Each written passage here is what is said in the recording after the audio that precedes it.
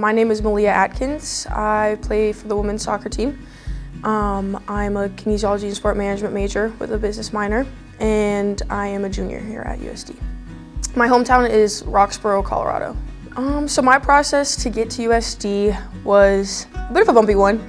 I had a lot of different schools kind of on my radar through recruitment, and then when it was time to start looking at money and different offers, USD just gave me the best offer, and I really enjoyed the culture here, and I enjoyed our facilities and my coach, and just everything was working out well, so I kind of ended up here and been grateful since.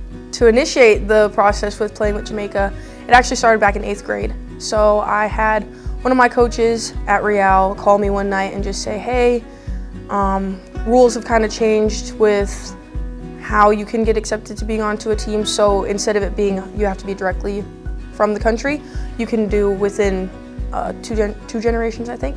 So since my grandparents are from Jamaica, it helped me be able to take that step. So the team that I've been going to camps for most recently is the senior national team. But I was on the U20 national team for the 2020 season. And I did the U17s back in high school, like my sophomore year. So back in September, I actually went to South Korea with the full senior team. And there were just a couple of friendlies that we played in. And yeah, so we played in two different friendlies. One was an actual international friendly, and the other one was more of a scrimmage. So I actually got my hand in the scrimmage, but I was able to train with the team and get my foot in, so it was really nice to get experience and actually play against another professional team.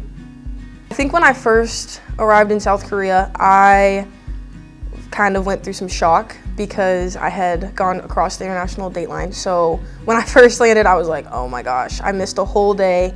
I didn't really know where I was, and I remember when it was time for me to call my parents, because when I landed, everyone was asleep.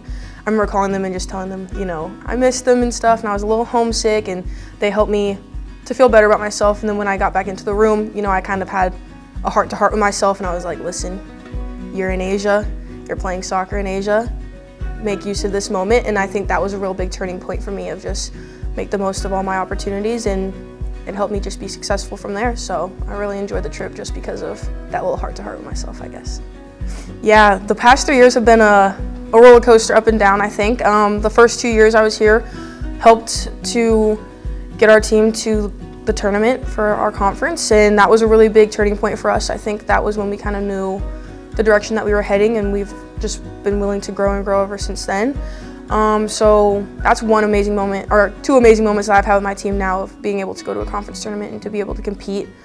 I also think that off the field, we've just had great moments of having different team dinners, different team bonding opportunities, and I think that off the field, when we are able to hang out with each other, whether it's postseason, during season, I think that we just make the most of our time and try and have as much fun as we can. This last season was a bit of a rough one, but I think it's a season that we needed to have in order to understand ourselves better and to be able to grow into the players that we want to be.